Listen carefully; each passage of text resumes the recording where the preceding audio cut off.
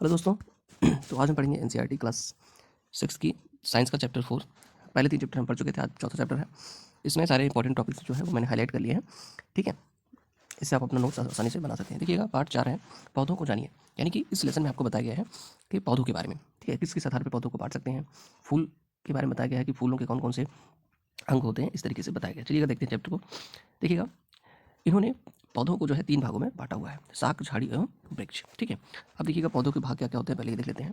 जैसे आप जानते हैं नॉर्मली पुष्प फूल होते हैं, ठीक है, फल फल निकलते हैं उसमें से, फिर तना होता है, फिर पत्तियां होती हैं, जड़ होता है, ठीक है, ये सारी चीज़ें होती हैं।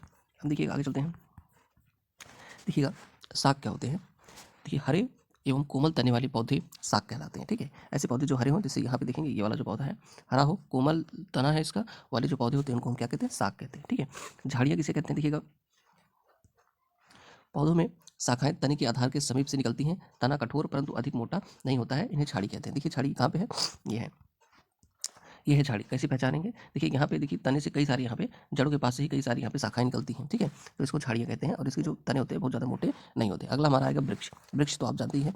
ठीक है, अब वृक्ष की क्या पहचान है। देखिएगा, कुछ पौधे बहुत ऊंचे होते हैं तथा जिनके तने सुदृढ़ एवं गहरे होते हैं। इनमें शाखाएं भूमि से अधिक ऊंचाई पर तने के ऊपरी भाग से निकलती हैं, इन्हें वृक्ष कहते हैं। ठीक है, तो ये बेसिक डिफिनीशन है वृक्ष, झाड़ी और शाक की। आगे चलते हैं। देखिएगा, कुछ ऐसे भी पौधे आपने देखे होंगे जो कि तने बहुत कमज़ोर होते हैं, यानी कि वो खड़े भी नहीं हो सकते। जैसे आप ये देखेंगे, जैसे ये देखिए, जैसे कद्दू वगैरह के फल होते हैं, ठीक है, खरबूजे वगैरह के जो पेड़ होते हैं वो कहाँ खड़े हो पाते हैं, खड़े नहीं पाते, तो इनको बिसर्पी लता कहते हैं। इस प्रकार की जो लताएं होती हैं उनको हम बिसर्पी लता कहते हैं, जो भूमि पर रेंगती हैं। ठीक है, ओके, आगे चलते हैं। देखिएगा, इन्हीं को क्या कहते हैं, आरोही भी कहते हैं। इसमें एक एक्सपेरिमेंट है। देखिए, जो पौधों का तना होता है उसका कार्य क्या होता है। जो पौधों का तना होता है उसका कार्य ये होता है कि जड़ से जल और खनिज पदार्थों को खींच करके पत्तियों तक पहुंचाना। ठीक है, इसको प्रयोग कैसे करेंगे, इसका प्रयोग करके आप देख सकते हैं। आपको करना क्या है, एक आपको ऐसे हरा पौधा ले लेना है, ठीक है, उसकी जड़ को काट देना है, सिर्फ तना तना रहने देना है। ठीक है, उसको क्या करना है, एक लाल स्याही भरे हुए गिलास में डाल देना है। कुछ देर आप उसको रखे रहिएगा, फिर आप देखेंगे क्या होगा कि उसमें जो लाल स्याही है वो तने में ऊपर तक चढ़ जाएगी। ठीक है, जो लाल स्याही है वो नीचे से तने में ऊपर तक चढ़ जाएगी।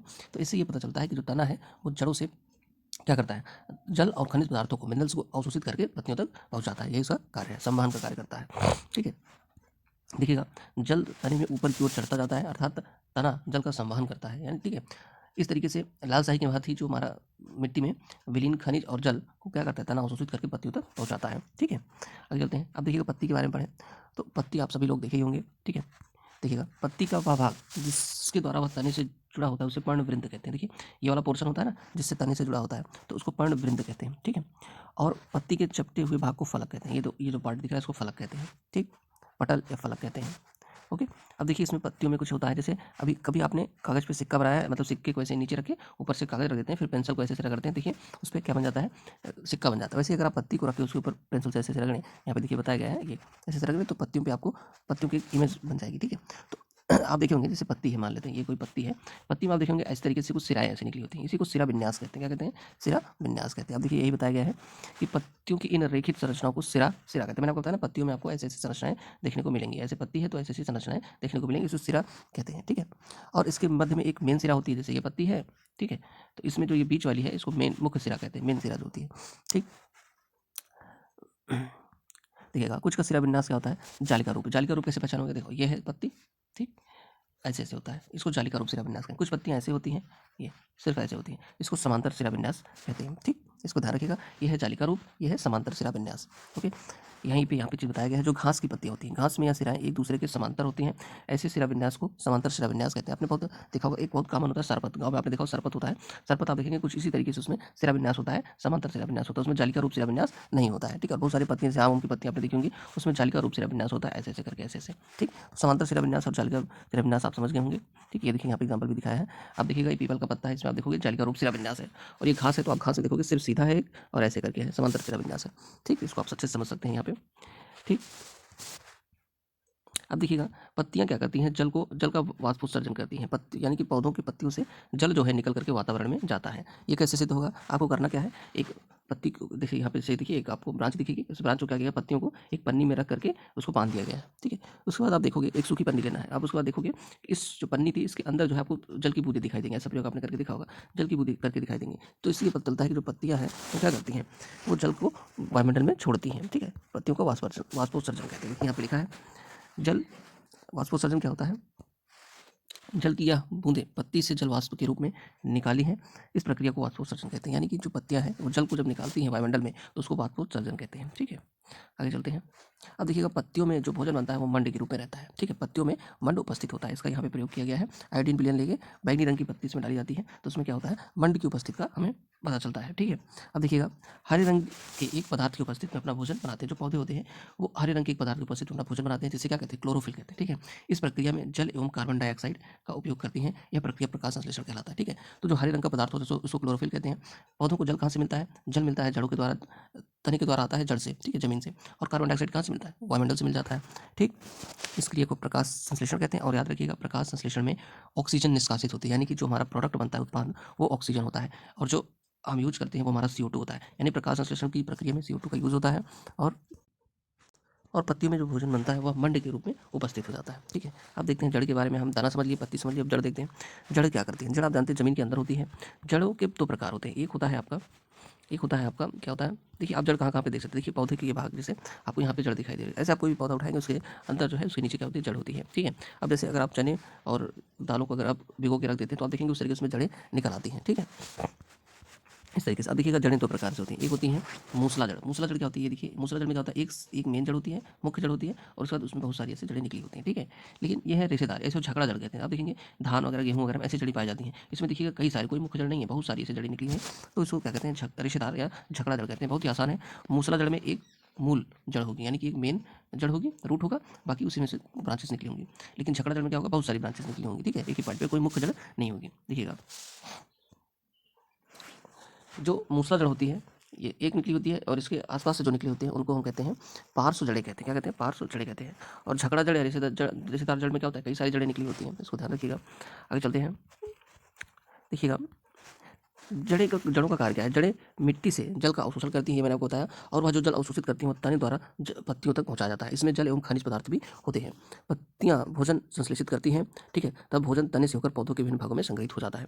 यानी कि पहले देखिए जड़ क्या करता है, जमीन से क्या करेगा, पानी और मिनरल्स को अवशोषित करेगा, वो तने के द्वारा पत्तियों में पहुंचेगा, पत्तियां भोजन बनाएगी, और भोजन बनने के बाद फिर तनों के द्वारा ही पौधों के विभिन्न भागों में जहाँ जहाँ पे इसकी जरूरत होती है वहाँ पे जाकर के ये भोजन क्या होता है, संग्रहित हो जाता है। ठीक है, अब देखिए कुछ जड़ों को हम खाते भी हैं। जैसे जड़ क्या क्या है ये पूछा जा सकता है, इसको ध्यान रखिएगा। गाजर, मूली, शकरकंद, शलजम, टैपियोका आदि जो हम खाते हैं वो सभी जड़ें हैं। ठीक है, गाजर, मूली, शकरकंद, शलजम और टैपियोका ये सारी क्या हैं, जड़ें हैं, इसको याद रखिएगा। ठीक, अब देखिएगा पुष्प, हमारा अगला टॉपिक क्या है, पुष्प। फूल से आप लोग परिचित ही हैं, फूल के बारे में जानते हैं कि ये फूल है। अब फूल में कुछ पार्ट आप देख सकते हैं, उनके भागों को हम समझेंगे। देखिएगा एक चीज़ और जान लीजिए कि जैसे गेंदा है, सूरजमुखी है, गुलदाउदी है, ये केवल एक फूल नहीं होते बल्कि ये फूलों का गुच्छा होता है। ठीक है, आगे चलते हैं, देखते हैं यहाँ पे। देखिएगा ये फूल है, फूल में पार्ट कौन कौन से होते हैं। सबसे पहले ये जो आपको बाहर दिख रहे हैं लाल लाल, इनको कहते हैं पंखुड़ियाँ। क्या कहते हैं, पंखुड़ियाँ कहते हैं। और जो ये आपको ग्रीन पार्ट यहाँ पे दिख रहा है, ग्रीन पार्ट जो आपको दिखेगा फूल के जस्ट नीचे, उसको बाह्य दल कहते हैं। क्या कहते हैं, बाह्य दल कहते हैं। ठीक है, पंखुड़ी आप समझिए, पंखुड़ी मतलब ये जो आपको लाल रेड कलर का दिख रहा है बड़े बड़े, उनको पंखुड़ियाँ कहते हैं। और जो ग्रीन पार्ट होता है फूल के जस्ट नीचे थोड़ा सा, उसको हम बाह्य दल कहते हैं। ठीक है, ओके, आगे चलते हैं। देखिएगा अब देखिए फूल के अंदर भी भाग होते हैं। क्या क्या भाग होते हैं फूल के अंदर, देखिएगा मैं आपको बताता हूँ डिटेल में। आपके पास गुड़हल का फूल होगा तो गुड़हल के फूल आपको बहुत अच्छे समझ में आएगा। गुड़हल के फूल में अगर आपको यहाँ पे इमेज क्लियर आ रही हो तो आप देखोगे बहुत सारे छोटे छोटे ऐसे निकले होते हैं, उनको परागकण कहते हैं। क्या उनको क्या कहते हैं, पुंकेसर कहते हैं। क्या कहते हैं, पुंकेसर कहते हैं। और बीच में जो एक ग्रीन पार्ट होता है उसको, ठीक है, उसको स्त्री केसर कहते हैं। यहाँ पे मैं आपको दिखाता हूँ, ये है पुंकेसर। क्या है, ये पुंकेसर है।